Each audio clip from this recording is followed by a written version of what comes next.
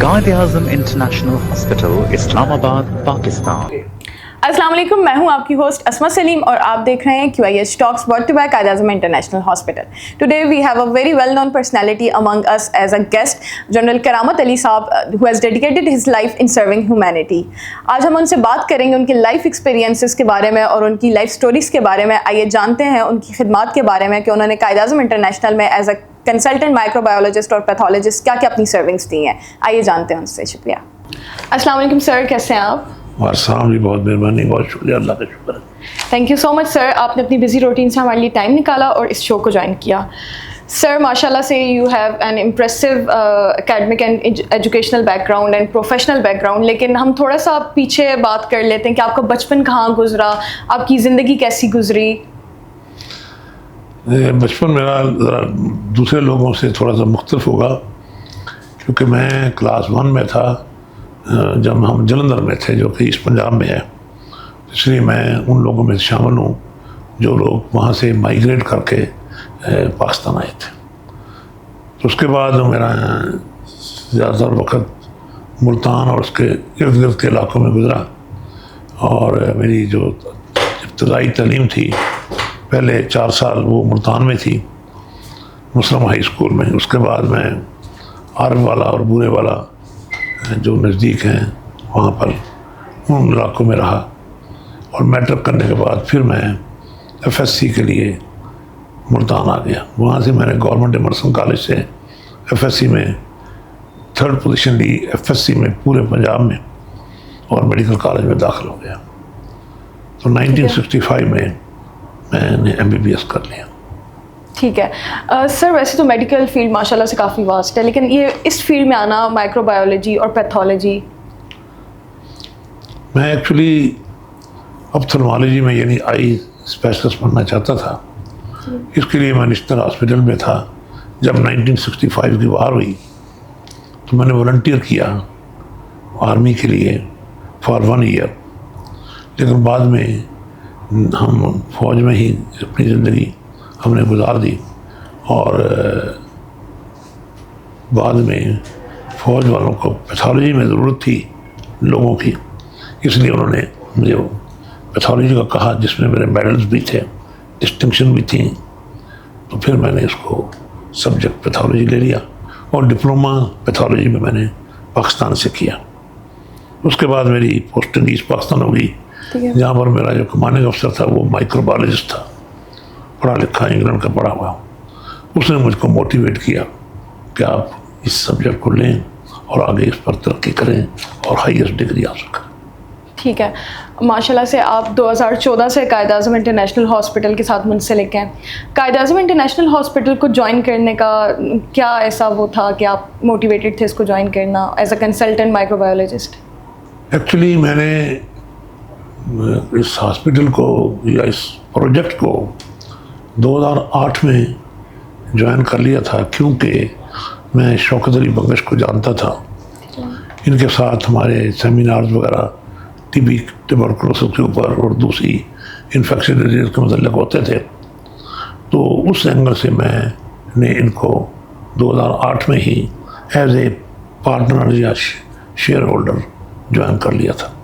اس کے بعد میں سول میں آرمی سے ریٹائر ہو کر 2003 کے بعد نیشنل انسٹیٹیوٹ آف ہیلتھ میں رہا، پھر ایڈوائزر ہیلتھ رہا، پھر میں پرنسپل رہا 2 میڈیکل کالجوں میں، اور جب یہ ہاسپٹل بن گیا تو پھر شوکت بنگش نے کہا کہ اب آپ بھی آ جائیں تاکہ ہم آپ سے فائدہ اٹھائیں۔ تو then I joined this hospital and I am looking after the pathology department and microbiology department.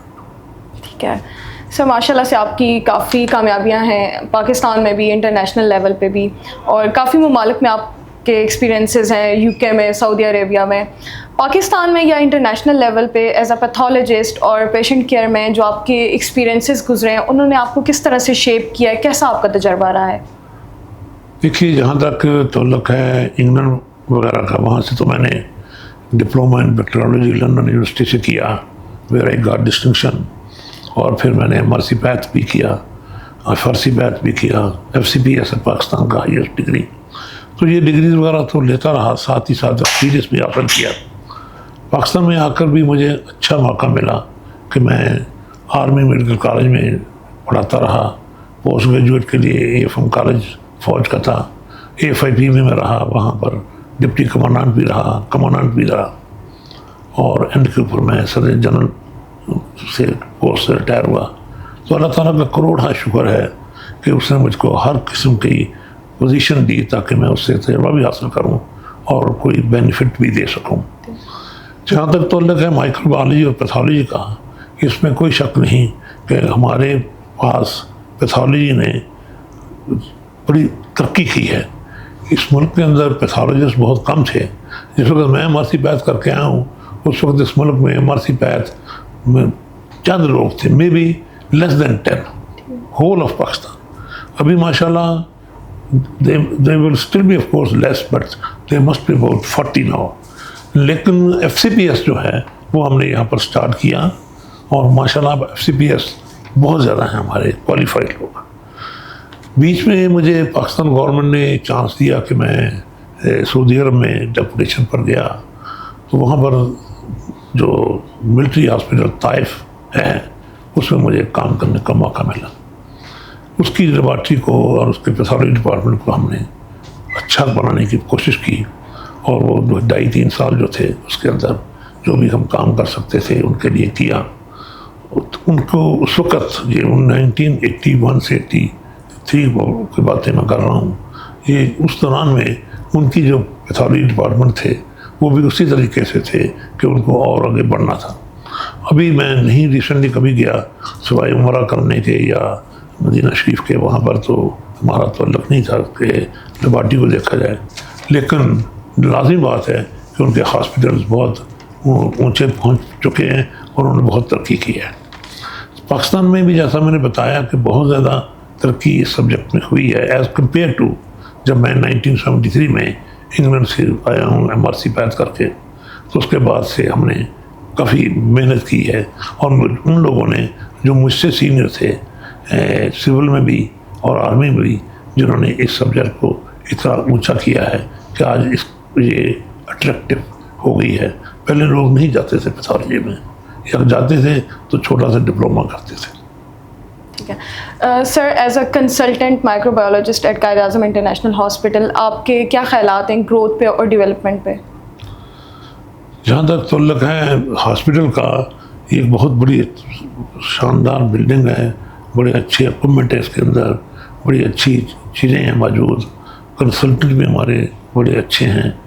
اور خاص طور پر جب کووڈ کا زمانہ تھا اس وقت اس ہاسپٹل نے اس ملک کی میں کہوں گا اور ایز اے ہول اس ایریے کی بہت خدمت کی ہے, کیونکہ اس زمانے میں کووڈ کے کیسز کو زیادہ تر لوگ پسند نہیں کر رہے تھے اسپتالوں میں لینے کے لیے, لیکن ہمارا ہاسپٹل جو تھا اس نے اپنا ICU اور دوسری جگہوں بھی انہوں نے اپنے کووڈ کے کیسز کے لیے کھلی رکھی, جس کی وجہ سے نہ صرف یہ کہ ہاسپٹل کی عزت ہوئی بلکہ یہ کہ لوگوں کی نظر میں بھی اس کی عزت بڑھی. ٹھیک ہے سر, لاسٹ میں آپ ہماری یوتھ کو, ہماری آڈینس کو کیا میسج کنوے کرنا چاہیں گے؟ میں سب کو یہ کہوں گا کہ ایک چیز کو پلے باندھ لیں کہ جھوٹ نہ بولیں. سب سے بڑا پرابلم جو اس ملک کا ہے وہ ہے جھوٹ, اور جھوٹ ایک ایسی جڑ ہے جس سے آگے سب پرابلم چلتے ہیں.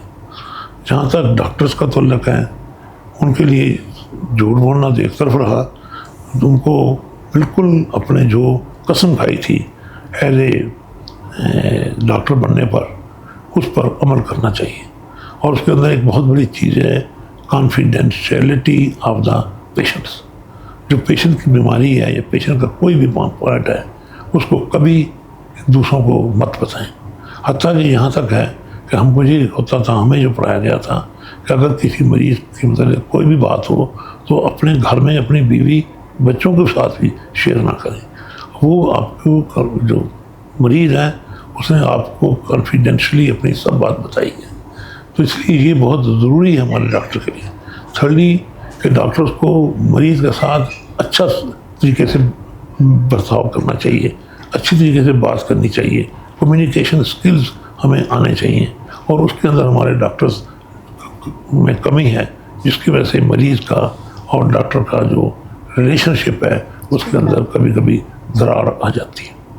تو یہ ہے وہ بہت ضروری بات جو کہ میں اپنی قوم کے لیے پھر سٹریس کروں گا کہ جھوٹ نہیں بولنا. تھینک یو سو مچ سر, آپ نے اتنی اچھی باتیں ہمارے ساتھ شیئر کی. اس شو کو اینڈ کرتے ہیں, ملتے ہیں نیکسٹ شو کی نیکسٹ ایپیسوڈ میں. میں ہوں آپ کی ہوسٹ عصمت سلیم. اللہ حافظ.